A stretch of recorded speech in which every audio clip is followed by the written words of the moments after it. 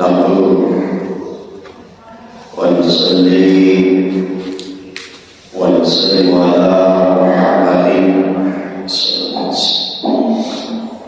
رسوله الكريم الأمين.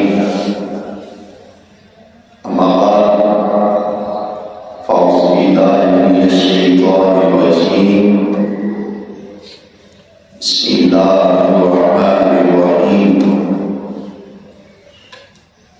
إلا تنصروه فقد نصره الله إذ أخرجه الذين كفروا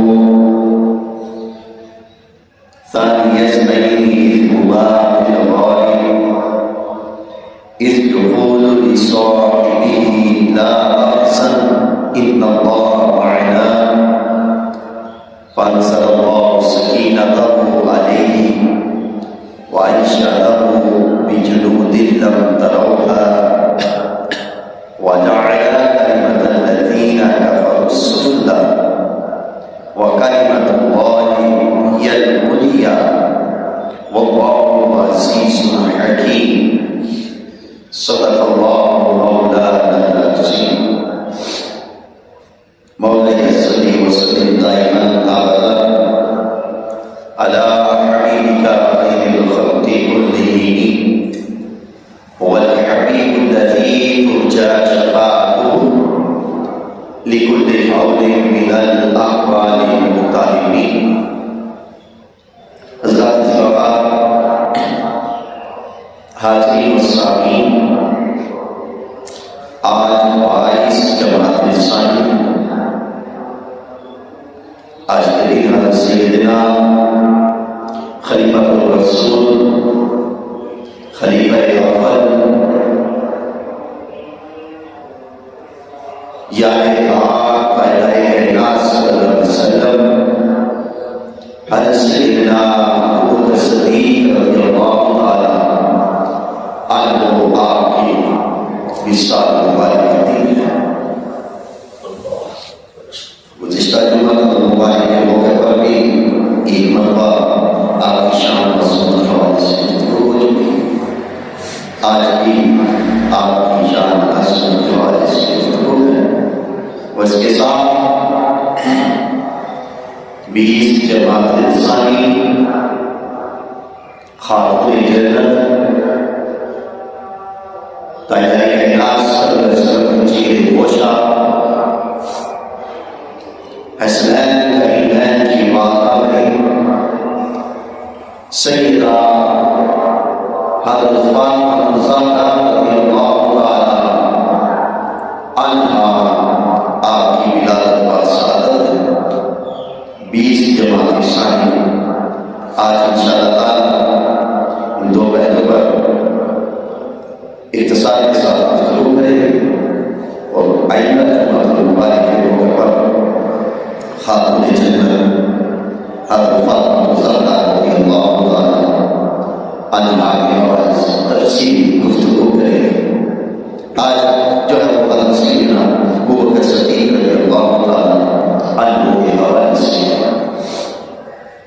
حضرات یوگا حضرت سیدنا ابوبکر صدیق رضی اللہ تعالی عنہ آپ وہ صحابی جس کی صحابیت قرآن کی نفس عمل نفس قدری سے ثابت ہے. یہ وہ ہے وہ صحابی جن کی صحابیت قرآن سے ثابت ہے اور پھر صرف اور صرف اہل سنت والجماعت کا نہیں عقیدہ اس پر.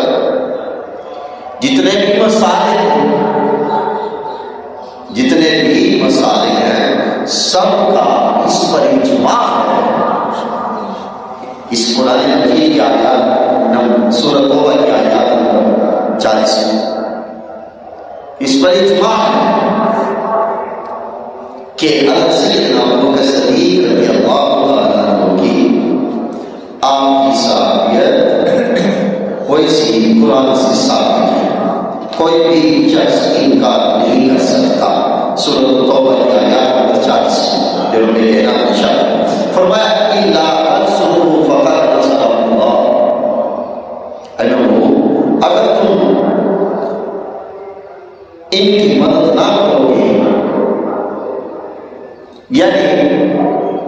یہ جو کافروں کو فرمایا اگر تم لوگ میرے محبوب کی مدد نہیں کرو گے، میرے محبوب کا ساتھ نہیں دو گے، فقط نصر اللہ،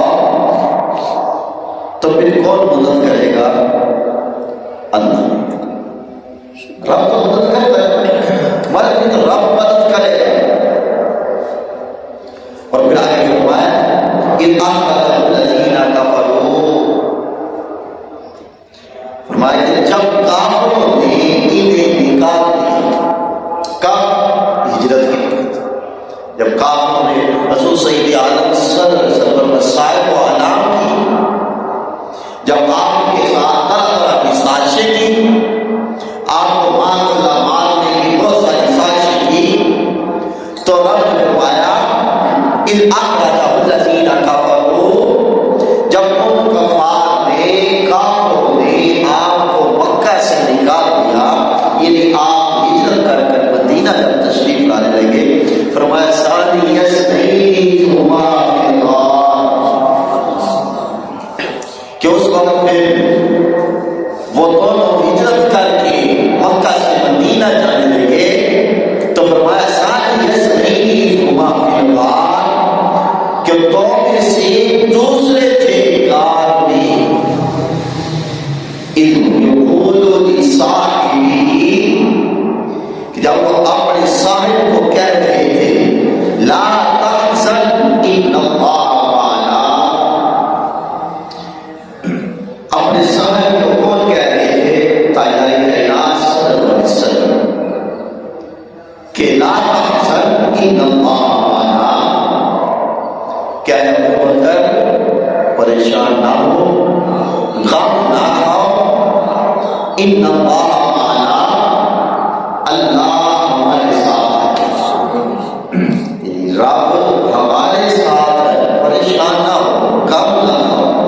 وانزل اللہ سکینہ، پھر رب کائنات کی طرف سے ان کے دل پر سکون طاری ہو گیا، سکینہ آ گیا، وَأَيَّدَهُ بِجُنُودٍ لَّمْ تَرَوْهَا وَجَعَلَ كَلِمَةَ الَّذِينَ كَفَرُوا السُّفْلَىٰ، رب کائنات کی طرف سے انہیں تسکین ملی، رب کائنات نے ان پر تسکین نازل فرمائی اور انہیں ایسے لشکروں کے ذریعے قوت دی، ایسے لشکروں کے ذریعے انہیں طاقت دی کہ تم لوگ دیکھ بھی نہیں سکتے۔ اب فرمایا کلمۃ اللہ ہی العلیٰ واللہ عزیز حکیم، میں کافروں کی بات کو، اس نے کافروں کی بات کو پست کر ڈالا، کافروں کی بات کی تبدیل کر دی، کافروں کو دیکھنے سے آگاہ کر دیا، فرمایا واللہ عزیز حکیم، جو رب ہے وہی بڑا غالب ہے، یعنی اللہ غالب ہے ہر چیز پر، رب قادر ہے ہر چیز پر، وہ چاہے تو سب کچھ کر سکتا ہے۔ اس آیات میں رب کائنات اپنے حبیب کی مدد کی اور انزل صدیق رضی اللہ تعالیٰ عنہ کی آپ کی صحابیت کا سیرت۔ اب اس آیات میں بہت کچھ ہے، بہت سارا مواد ہے۔ کر سکتے ہیں پیسہ شباب نے بھیجا کہ دعا کریں، اس آیات میں بہت سارا مواد ہے۔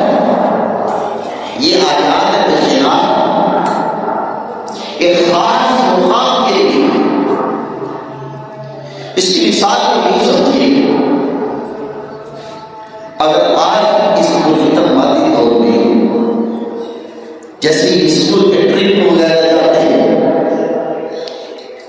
اس سیر تفریح کے لیے، جیسے آپ سب کی جانتی ہیں مری کی طرف لوگ سفر تک کرتے ہیں، مردان کی طرف سفر کرتے ہیں، اب ان کا سفر اپنے دوست احباب کے ساتھ ہوگا، اب وہ سفر کوئی ایسی مشکل آ جائے تو اس کا دوست ایک ساتھی اس کا ساتھ ہو، تو ایک تسلی دینے والا ہو، دوسرا پریشان ہو، اب وہ پریشان والے کو کیا کہتا ہے کہ بھائی صبر کرو، رب کی ذات ہمارے ساتھ ہے، وہ ہمیں ضرور پھر ضرور ہماری مدد کرے، اور وہ سفر ان کا ایک یادگار لمحہ ہوتا ہے، ایک تاریخی سفر ہوتا ہے۔ اور یہ جو سفر تھا تاجدار کائنات صلی اللہ علیہ وسلم کا، سیدنا ابوبکر صدیق رضی اللہ تعالیٰ عنہ کا، یہ ایک تاریخی سفر تھا۔ حضرت سیدنا ابوبکر صدیق جو تھے یہ صاحب تھے حضور سید عالم صلی اللہ علیہ وسلم کی، دوست تھے، بھائی تھے، اور اس لیے تاجدار کائنات صلی اللہ علیہ وسلم نے آپ نے حضرت سیدنا ابوبکر صدیق کو ساتھ رکھا، فرمایا ابوبکر باقی تمام مسلمان ہجرت کر جائیں مگر تو نے ہجرت نہیں کرنی، جو تو نے سفر طے کرنا ہے وہ میرے ساتھ کرنا ہے، وہ سفر کس لیے کرنا ہے کیونکہ بھائی جو تھے، دوست جو تھے، اور دوست کا سفر تو بنتا ہی ہے، اور جب سفر کیا تو تنہا اس کار میں بیٹھے تھے، اب وہ دوست پریشان تھا، کیا کہ جان کو خطرہ، کمار پیچھے، سر پر بہت اٹھا رہی ہے، سر پر بہت کھڑی ہے۔ اب وہی یار پر کہنے لگا ابوبکر پریشان نہ ہو، غم نہ تھا، اپنے دل کو تقویت دے، اپنے دل کے اندر تسکین پیدا کر، تو پریشان نہ ہو، ان کفار سے نہ ڈر، ان مشکلوں سے نہ ڈر، اللہ ان کی چالیں ان پر پڑے گا، اب تمہیں پریشان ہونے کی ضرورت نہیں۔ کیوں نہیں پریشان؟ لا تحزن ان اللہ معنا، کہ اے ابوبکر رب ہمارے ساتھ، لصاحبہ رب حضور نے اپنے صاحبوں کو فرمایا لا تحزن ان اللہ معنا، کہ اے ابوبکر رب ہمارے ساتھ ہے۔ صلی اللہ سکینہ علیہ، تو رب کائنات کی طرف سے ان کے دل پر تسکین آ گئی، ان کو تسکین مل گئی، ان کو ایسی تسکین ملی کہ رب کائنات کی طرف سے انہیں دودھ کا پیالہ پیش کیا گیا۔ تو گویا اس آیات کے بنا سے حضرت سیدنا ابوبکر صدیق رضی اللہ عنہ کی آپ صاحب کے جو ہیں وہ یہ صاحب ہیں۔ پھر آج کا دیکھیے بہت بڑا فتن دور چل رہا ہے، اس دور کے اندر اپنے آپ کو بچانا، اپنے ایمان کو بچانا بہت مشکل ہو چکا۔ یہ پرفتن دور ایسا ہے کہ یہاں آپ کے قدم قدم پر فتنہ، بہت بڑا فتنہ کھڑا، اور آپ سوشل میڈیا پر دیکھیں، آپ ایک تحریر کریں، آپ کو ایک دن ہزاروں فتنے برباد ہوئے۔ کوئی صحابہ کرام کے حوالے سے کیا کہہ رہا ہے، کوئی ابوبکر صدیق کے حوالے سے کیا کہہ رہا ہے، کوئی عمر فاروق کے حوالے سے کیا کہہ رہا ہے، اور بطور خاص ہماری یہ نوجوان طبقہ یہ ان چیزوں کا شکار ہو چکے۔ وہ کیسے ہو چکی؟ وہ فتنہ نہیں برپا پیدا ہو چکا کہ اس موبائل نے بیڑا گرک کر دیا، اور دوسرے نمبر پر ان نامنہاد علماء نے جو اپنے آپ کو داعی کہلوانے کا دعویٰ کرتے ہیں، جو اپنے آپ کو شیخ الحدیث محدث کہلانے کا دعویٰ کرتے ہیں، مگر انہیں آتا جاتا کچھ نہیں۔ ان لوگوں نے ایمان کا بیڑا کر دیا، مسلمانوں کے ایمان کا بیڑا کر دیا، اور نہ جانے صحابہ کرام کے حوالے سے کیسی نہ کیسی زبان دراز کرتے ہیں۔ ذرا بخاری شریف کو پڑھے، مسلم شریف کو پڑھے، کتابوں کو تو پڑھے، انداز نہیں کہ ان کے اندر رب کائنات تعالیٰ کائنات صلی اللہ علیہ وسلم نے آپ نے اپنے اصحاب کے حوالے سے کیا فرمایا، آپ نے اپنے اصحاب کے حوالے سے کیا فرمایا۔ بخاری شریف کی حدیث کی بات ہے، جو صحابہ اکرام کو برا پتا کر ذرا سنیں ان کے حوالے سے حضور نے کیا فرمایا۔ حضرت سیدنا ابو سعید خدری رضی اللہ عنہ آپ نے فرمایا کہ حضور سید عالم صلی اللہ علیہ وسلم نے فرمایا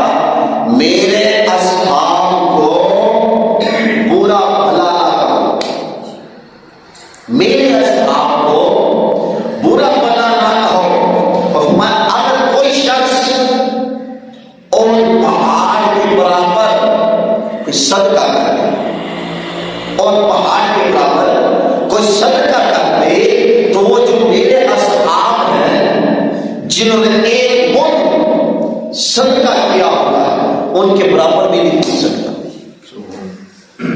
ان کے برابر بھی نہیں پوچھ سکتا، بلکہ آگے مزید تاکید فرمایا ایک مد تو دور کی بات بلکہ وہ تو آدھے مد کے برابر بھی نہیں ہے۔ اگر کوئی دنیا کا شخص اور پہاڑ کے جتنا صدقہ کر دے، وہ صحابہ کرام نے جو صدقہ کیا تھا ایک مد کا اس کے برابر نہیں پوچھ سکتا۔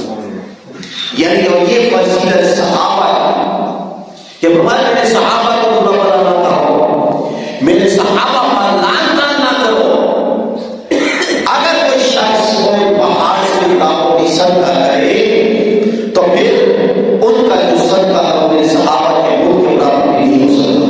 اور پھر حضرت ایسے صدیقہ رضی اللہ تعالیٰ آپ کو بیان کرتی ہے، مشکات شریف کی حدیث سے بات ہے، مسلم شریف کی حدیث سے بات ہے، کیا فرماتے ہیں کہ حضور صلی اللہ علیہ وسلم نے اپنی مرض سے وفات میں فرمایا کہ بلاؤ اپنے باپ کو، بلاؤ اپنے باپ ابو بکر کو اور اپنے بھائی کو، تاکہ میں انہیں ایک تحریر بنا کر دے دوں کہ مجھے خوف ہے کہ میرے جانے کے بعد خلافت کے فتنے پیدا ہو جائیں گے، میرے جانے کے بعد اس مسجد کے حقدار بہت سارے کھڑے ہو جائیں گے، تو لہٰذا تم اپنے بھائی کو بلاؤ، اپنے باپ کو بلاؤ، تاکہ میں انہیں یہ لکھ کر دے دوں خلافت کے حوالے سے۔ اور پھر آپ صلی اللہ علیہ وسلم نے فرمایا کہ میری خواہش ہے کہ ابو بکر کے علاوہ خلیفہ اول ہونے کی خواہش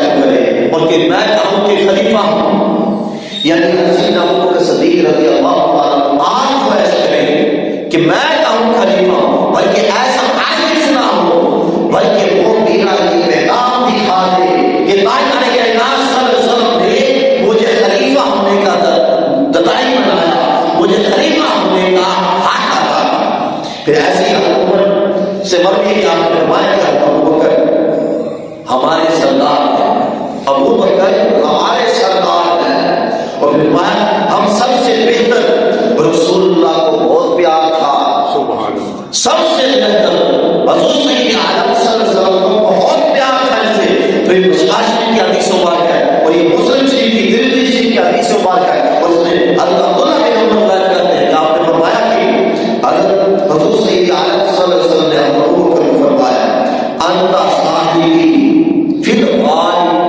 و صاحبی علی الارض، قرآن میں بھی صاحبی لا تحزن ان اللہ معنا، وہاں بھی رب نے فرمایا لی صاحبی، یعنی صاحب میرے حبیب کا صاحب، اور یہاں حضور صلی اللہ علیہ وسلم خود فرما رہے ہیں انت صاحبی فی الغار، میرے غار کے ساتھی، میرے غار کے صاحب، جیسے تم میرے غار کے ساتھ ساتھ تھے، میرے صاحب تھے، ایسے ہی حوض کوثر میں میرے ساتھ ہوگا، حوض کوثر میں تم میرا ساتھی ہوگا، حوض کوثر میں تم میرا صاحب ہوگا۔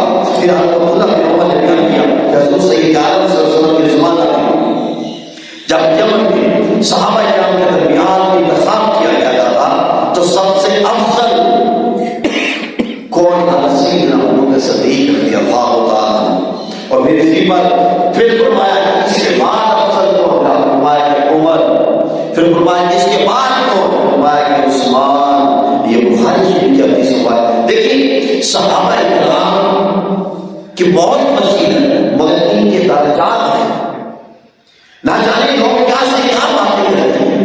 اور دیکھیے اگر بڑا نعرہ چلا اور نعرہ کیا ہے؟ دمادم مست اندر علی کا پہلا نمبر، اور بھائی علی کا پہلا نمبر کیسے ہو گیا؟ اور یہ حدیث بخاری شریف کی ہمیں بتا رہی ہے پہلا نمبر جو ہے وہ ابو بکر صدیق کا ہے، دوسرا نمبر عمر کا ہے، اور تیسرا نمبر عثمان کا، چوتھا نمبر علی کا آتا ہے۔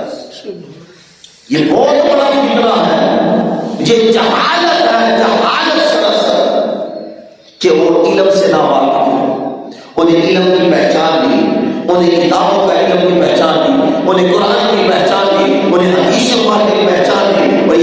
کو روایت کر رہے ہیں عبداللہ بن عمر کہتے ہیں کہ صحابہ کے درمیان جب انتخاب کیا جاتا تو سب سے افضل جو تھے وہ ابو بکر تھے، پھر اس کے بعد عمر تھے، پھر اس کے بعد عثمان تھے، اور پھر حضرت محمد بن حنیفہ نے بیان کیا کہ انہوں نے اپنے والد حضرت علی سے، حضرت علی رضی اللہ عنہ سے روایت کیا کہ انہوں نے فرمایا کہ حضور کی سب سے افضل شخص کو آپ نے فرمایا ابو بکر، حضرت علی فرمائے ابو بکر، پھر پوچھا گیا اس کے بعد افضل کون ہے؟ آپ نے فرمایا عمر، آپ نے فرمایا کہ مجھے غلطہ تھا کہیں ایسا نہ ہو کہ آپ نے عثمان کا نام لے، میں نے پہلے ہی سوال کر کے اس کے بعد عثمان ہے، آپ نے فرمایا عام عثمان ہے، اور میں تو عام مسلمان ہوں، میں تو ایک عام سا مسلمان ہوں، مسلمانوں میں شامل ہوں، مگر سب سے افضل جو ہے وہ ابو بکر صدیق ہے، سب سے اعلیٰ درجے والے جو ہے وہ ابو بکر صدیق ہے۔ اور یہ حدیث بخاری شریف کی حدیث بات ہے،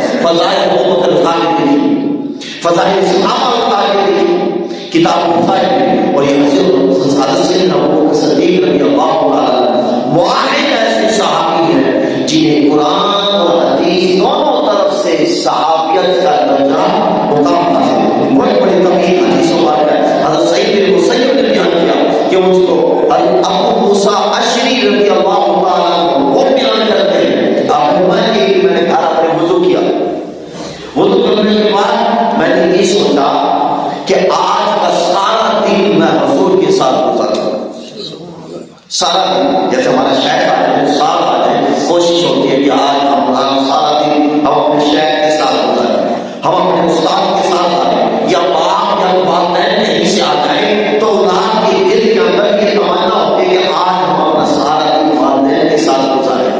فرمایا کہ میرا خیال ہے میں آج سارا دن حضور سید عالم صلی اللہ علیہ وسلم کے ساتھ گزاروں۔ بڑی طویل حدیث بات ہے، بہت مزے والی حدیث ہے، بخاری شریف کی حدیث بات ہے۔ فرمایا کہ میں نے وضو کیا، جلدی جلدی سے مسجد نبی شریف کی طرف گیا، وہاں میں نے لوگوں سے پوچھا کہ حضور سید عالم صلی اللہ علیہ وسلم آپ کہاں ہیں؟ تو لوگوں نے کہا کہ آپ تشریف لے گئے یہاں سے۔ فرمایا کہ میں حضور سید عالم صلی اللہ علیہ وسلم کے پیچھے چلا، آپ کو تلاش کرتے کرتے میں قبا کے قریب پہنچا، برازیل میں نے دیکھا کہ وہ انگور کھجور کے درختوں کو پتوں کا دروازہ ہے، آپ ادھر موجود ہیں، آپ نے قضائے حاجت کیا، وضو فرمایا، پھر آپ باغ کے اندر داخل ہوئے، آپ فرماتے ہیں ابو موسیٰ اشعری رضی اللہ تعالیٰ عنہ فرماتے ہیں کہ میرے دل کے اندر خیال آیا آج دربار مصطفیٰ میں بنوں گا، آج ابو بکر کا موقع نہیں دوں گا، عمر کا موقع نہیں دوں گا، عثمان کا موقع نہیں دوں گا،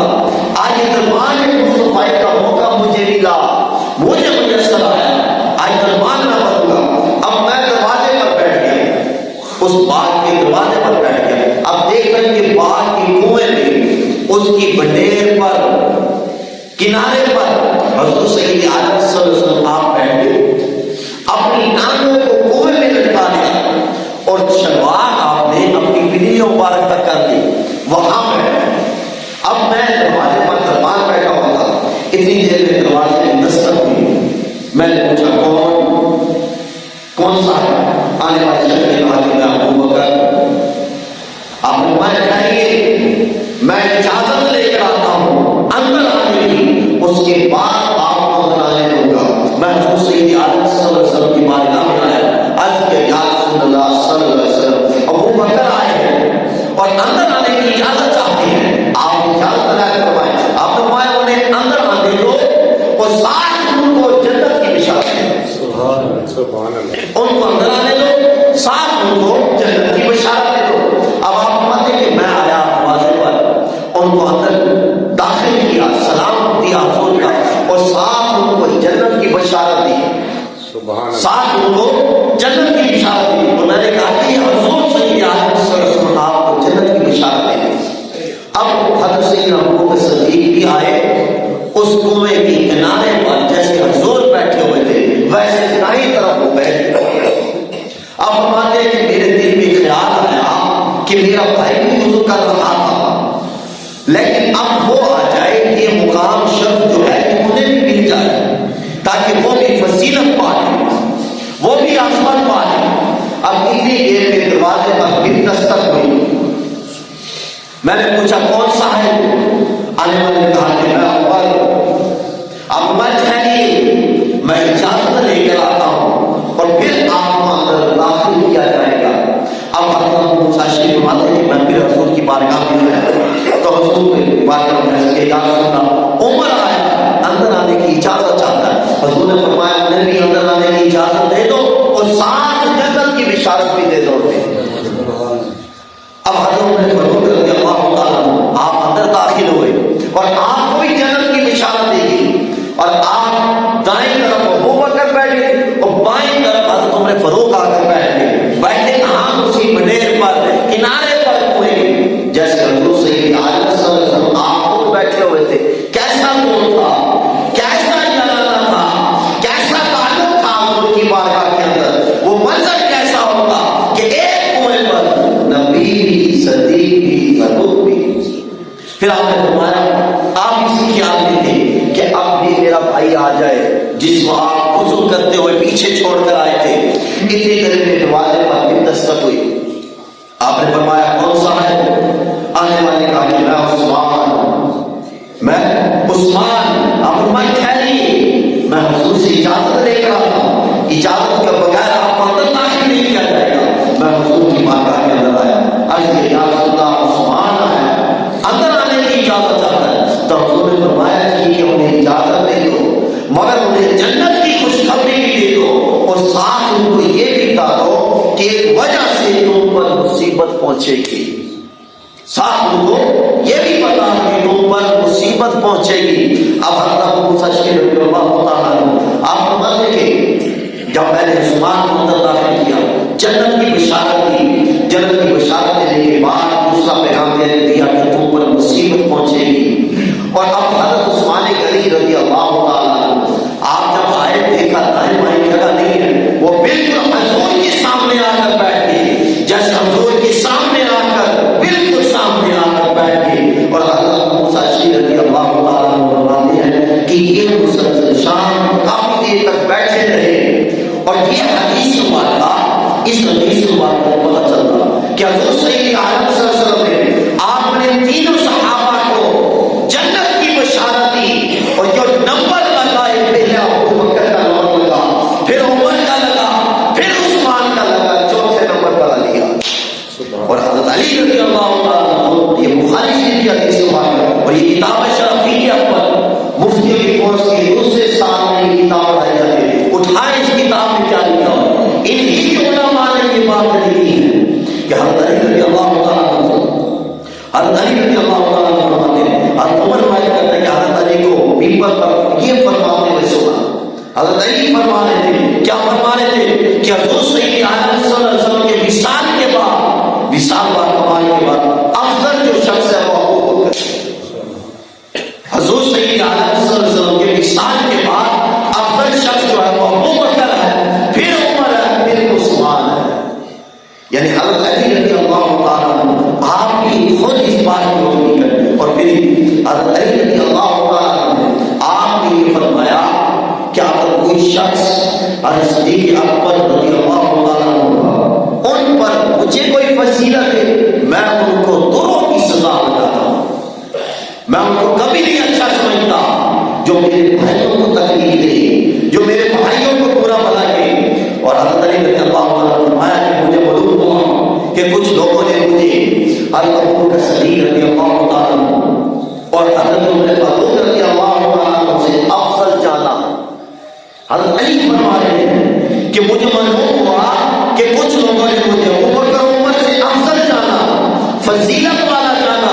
آپ نے فرمایا کہ وہ افضل جانا انہوں نے بہتان مانگا، انہوں نے جھوٹ بولا. میں نے ان پر 100 دوروں کی قید حد جاری کی کہ 100 دورے مانے. حضرت علی رضی اللہ عنہ آپ نے بھی یہی فرمایا. تو گویا اس حضرت ابوبکر صدیق رضی اللہ تعالیٰ کی صحابیت پر تمام مسائل جتنے بھی مسئلے والے سب کا اجماع ہے. اور یہ قرآن نفس قطعی سے ثابت ہے کہ آپ کا صحابی ہونا قرآن سے ثابت ہے، اور آپ کا سب صحابہ کرام سے فضیلت رکھنا یہ حدیث اور قرآن سے ثابت ہے. تو حضرت حضرت بکر صدیق رضی اللہ تعالیٰ عنہ، آپ کو یہ مقام حاصل، یہ فضیلت حاصل دنیا میں بھی اور آخرت میں بھی۔ اللہ تعالیٰ ہم سب کو، تمام صحابہ کرام کے ساتھ ایسے ہی